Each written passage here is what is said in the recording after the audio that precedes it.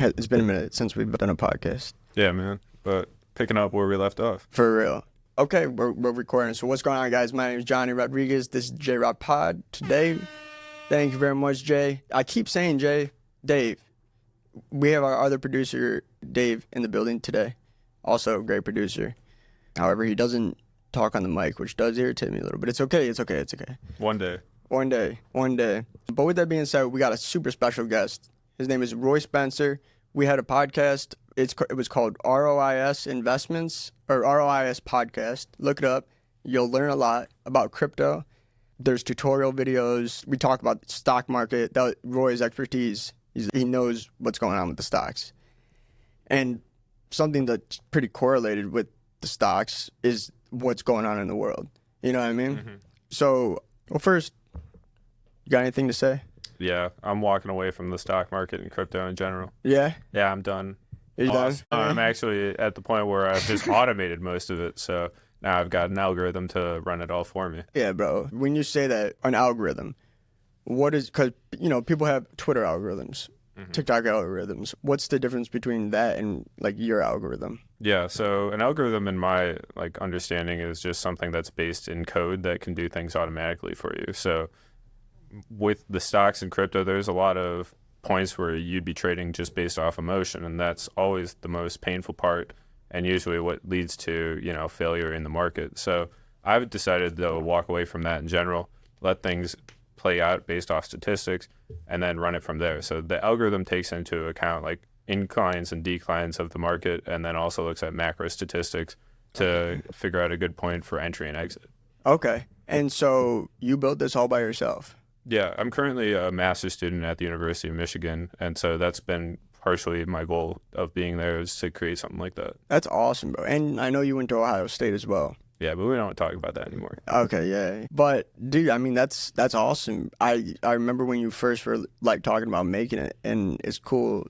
You showed me a little glimpse of kind of, you know, what it can do. And dude, bravo. That is really cool. Yeah, I'm excited to get it running. Yeah, dude. And we'll for sure, you know, once it's running, bro, we'll have you on again, and it'll be like, you know, it's like when they have a comedian on right before they do their special, and then they do the special and they come back on, and then they talk about it. I mean, it's good because now I can focus on other things like coming on, having some fun, traveling, and, you know, going to places that we don't belong. Okay, so let's get into that. I know that you have recently been to Ukraine. Most people think, like, no one's, like, if you ask someone, hey, like, where are you going for vacation? Literally no one's going to say, I'm going to Ukraine. Yeah. There's a war and people being, you know, killed and their bodies mutilated and everything, and kids just fucked up in the streets, and just a lot of drugs and way worse than it is. Yeah. But I mean, that is probably true, all of that. But with that being said, you were in Ukraine.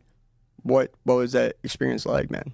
I got to say, it was like riding in, just, you know, clearing your mind. But I want to take you back to the days of the school bus. Take me back, bro. We're riding on the school bus. We're on our way to school, right? And you remember that like yellow bus? It had those, you know, it had a bunch of people on there. Short one? No, it's a big one. And imagine that. But you got the most rickety tires ever on the bottom. You think those things could pop at any second. Like, these things look like little tires that you put on a bike, you know? I love that word, rickety. Dude, it's horrible. And you're riding around, and it's November. It's November in Ukraine, and it's like the Detroit snowfall. But you're getting like maybe a foot of snow, and you're just riding through there. You're making your peace with God, and you're riding through. What kind of car? Dude, it's just a school bus. You're driving a school bus? No, I'm not driving it. I'm on the bus, and I'm the only person there that just speaks English. And we have to pass through like 3 or 4 checkpoints where everybody gets up, people get on the bus with guns, and they make sure that it's like a secure checkpoint for you to get through. And like, I don't speak any of this language, so, you know, I'm just following everybody else's orders. Like, everybody stands up, I'm standing up. Everybody sits down, I'm sitting down. It's like Game of Simon Says, but I don't know what the hell they're saying. And so, you know, at one point they get to me, and they have the dog, you know, this drug sniffing dog sniff me up, you know, make sure that I'm clean. But this guy, he's just standing there holding a shotgun, trying to ask me questions. Pointed at you? Pointed at me, because like, he just wants to make sure. He's like, what the hell is this American guy doing here? You know, am I just We're on smuggling their some shit? team. What the fuck? Well, I mean, like, that's what I was trying to say, but, like, I don't speak Ukrainian, and he's getting upset. He's getting mad. He's, like, trying to speak to me in Ukrainian. I only speak English.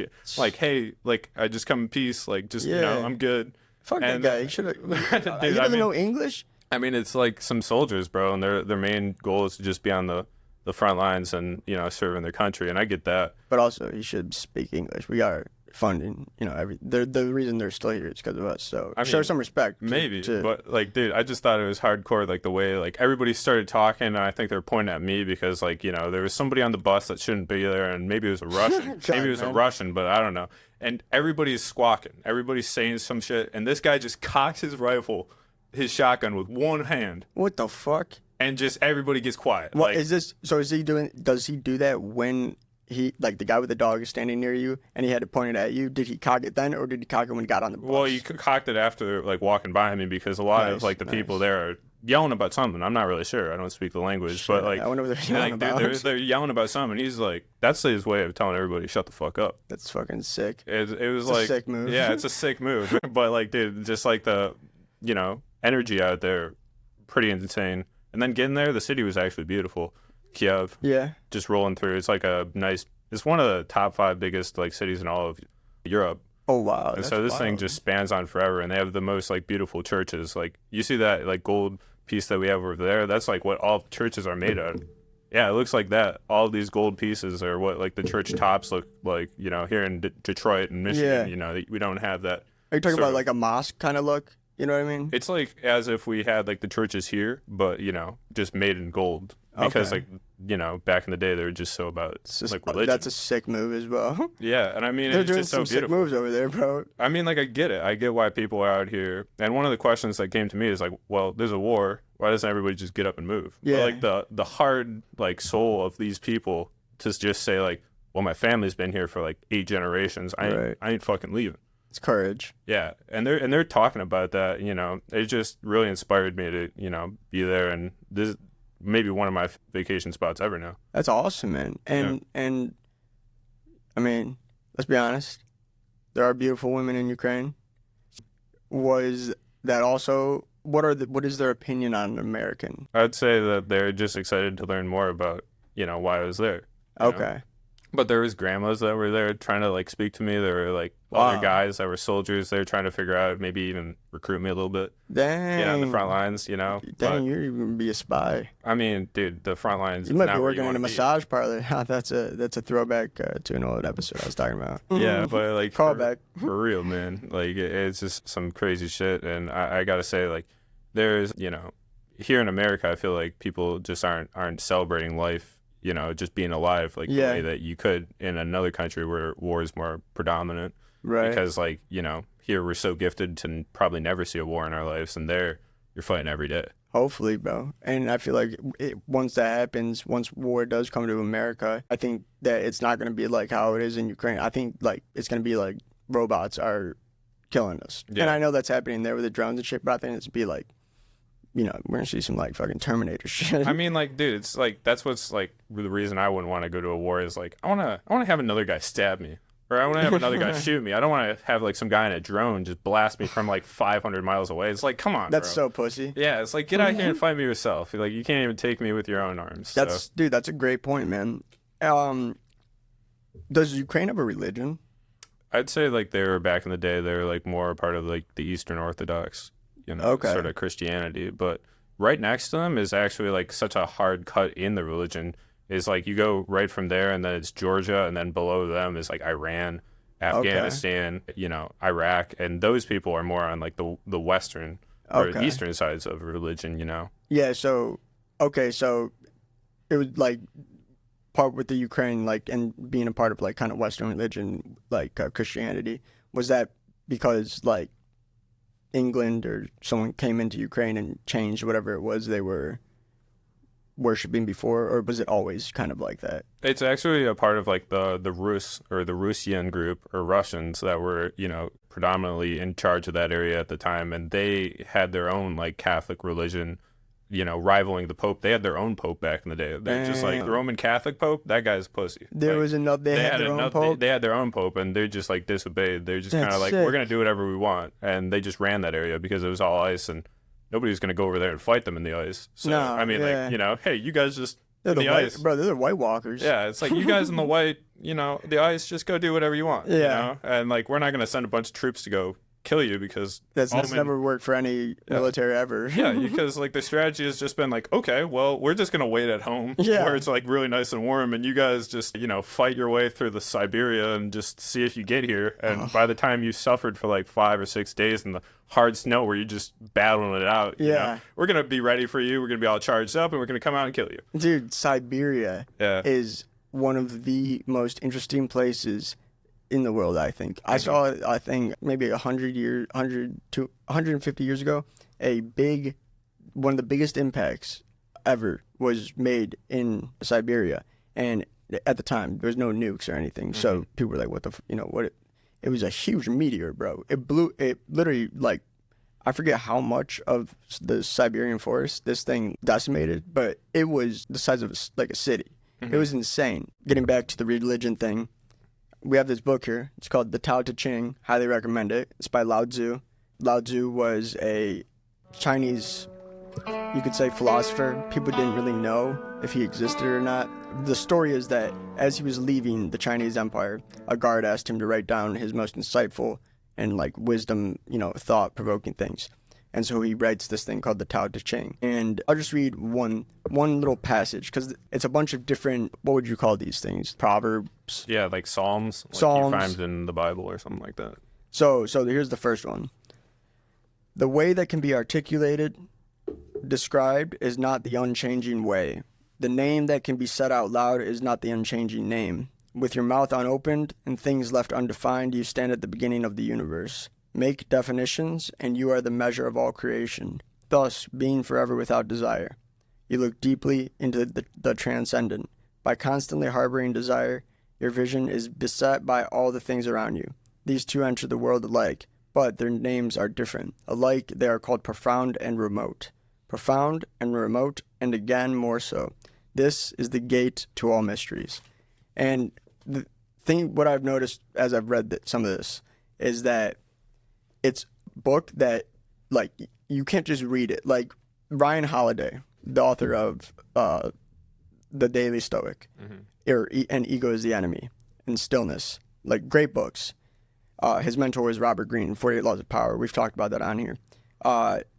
He writes, like, this, but in a dumbed down way. You know what I mean? And because I was reading it, and I was like, I want to see the source he's getting it from. And so then I went to the Eastern, like, religion area, and bro, it's the trippiest shit ever. And it's really cool. I really, like, growing up, my mom always very religious Christian, so I told her I got this book, and she was like, don't open that in the house. You are leaving the opportunity for demons and shit. Like, that's how religious she is. Okay, so we are crunching on time, guys. So we're just gonna go with these 3 last things real quick. Debate. Thoughts. It's a shit show. It's a shit show. Biden's dead. Yeah. He died. Maybe other people die as well. No, sure. I think he's dead. I think he's dead, dude. I don't know what. I think they had him on and, like, puffing air into him, so it sounded like he was still, like, breathing. Bro, they got both candidates out there puffing air into him, man. Dude. They both got to wear some, like, oxygen masks on stage. Bro, Donnie T, we talk about him on the pod here, a little bit, and he did something very smart that I don't think the left thought he was going to do, and that was he didn't keep interrupting. He wasn't how he normally is. And so he basically did what in the 48 Laws of Power they say, is one of the laws, like, basically let your enemy, like, tie the rope or whatever by having them speak. And it's cool to see, like, oh, he's using that tactic, like. Yeah, but I honestly didn't think he did that well either. He didn't. He just has to do better than the other guy. Right. It's like getting somebody that gets an F on the test versus somebody that gets, like, a D+. Like, yes. Did he really do that much better? Not really, but, like, it just seems like it. Didn't. And then we had a podcast about crypto, stocks, NFTs. I had a psychosis and I went insane. That kind of fucked with some of my investments, but we keep going. And anyways, the podcast was phenomenal. It was dope. And we had on Chantelle Lane, who, for those of you that don't know, she sang the song Impossible. And it's crazy how you can reach out in the crypto world on Twitter. You can reach out to celebrities, and since it's such a small kind of community, they'll respond. Like, it's kind of nuts. Like, as long as, you're obviously not a bot or something, but like, I think that's kind of cool. Before we leave, if you had to say, what are some investments that you would recommend? I'd say that. Let's get 3 stocks, 3 cryptos. Dude, I think with the rise in AI, you'd be a fool not to be invested in Apple. Okay. Because they just took on AI in a new way. You got Microsoft that wins every time that OpenAI makes money because they have like a 35% stake in them. Dang. And then I'd also just say that staying with like one of the biggest like healthcare names in the business, it's Eli Lilly. Okay. They're working with OpenAI now to make cures for drugs that had never been seen before. Like they're working on treatments for HIV. They're working on treatments for cancer. They're working on other treatments now using OpenAI to like help build their platforms.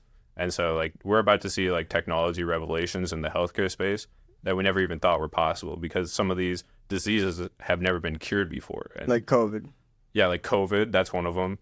Like HIV, which HIV, I thought they did have that. I thought they had that cured. No, like Magic Johnson had that, and he had all the money in the world and didn't find a cure. But he's still kicking it, right? I think maybe, but like he still has the disease. Oh yeah, it's just dormant or something. It's because it lies so far in the body that the body like you can't take it out. Like it hides in your vertebrae and your backbone. So like it's so clever that like you can't kill it because you can't even see it.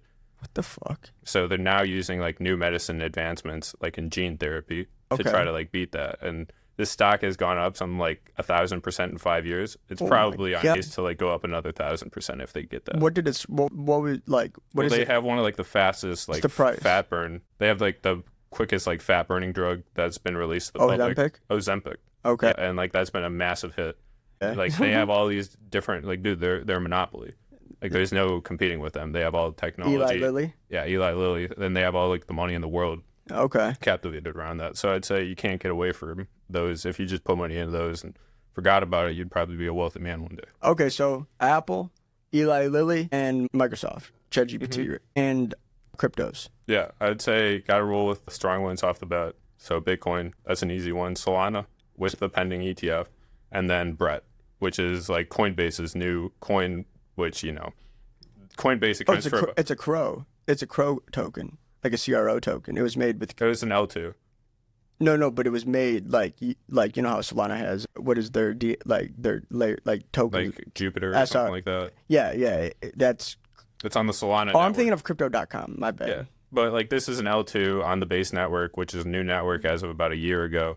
That was released by Coinbase, which is why they call it Base. And Base accounts for about 30 to 25% of the transactions worldwide.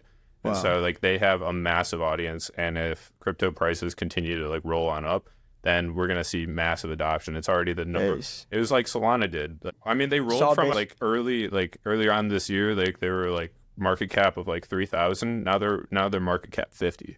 Holy shit. It's like Solana's run up. It's seriously like one of the craziest things. Do you think it's going to do what Solana did when it first did that run up? No, because like it's still pending. Like the hype around it is pending their listing on Binance, which is not on, which accounts for 40%. It accounts for 40% of all trade volume in the world, and it's listing on Coinbase, which is its own coin. Huge. So they're missing out on roughly 70% of trade volume, and they're still a top 50 market cap. Base. And the price of that is what? Like 16 cents. 16 cents for a Base token. For Brett. Which is like the meme coin. For Brett. It's like the meme coin of this. But like it's the only one that's reputable. There's a meme coin on Brett. They are already starting to like advertise on Coinbase like their upcoming stuff is like, invest in crypto now, and they have a little picture of Brett. That's sick. Like the whole plan, according to the CEO, is to like slowly bring it on so that they can probably buy it up. Become really wealthy, have a bunch of shares, and that's what CEOs do. Yeah. Then they make it really good and sell all their shares and go buy 5 mansions. Yeah, and fuck a bunch of people over. Yeah, and that's like, It's the game. But like we could see that because like crypto wallets, they're all open transactions and you can see who's loading up on this. Yes, and before we leave, I want to do a recommendation myself for crypto. Arbitrum, is that how you pronounce it? Arbitrium. They have like a partnership with Robinhood, and it's really cool. You're going to now be able to use Robinhood to basically do all the things that actual crypto exchange does, and the transaction fee is $0. For those of you that don't know, if you're using Ethereum and you're using their blockchain, the transaction fee is based on the gas like fee, which is basically how many people are using the network at that time. The fee can be literally $200.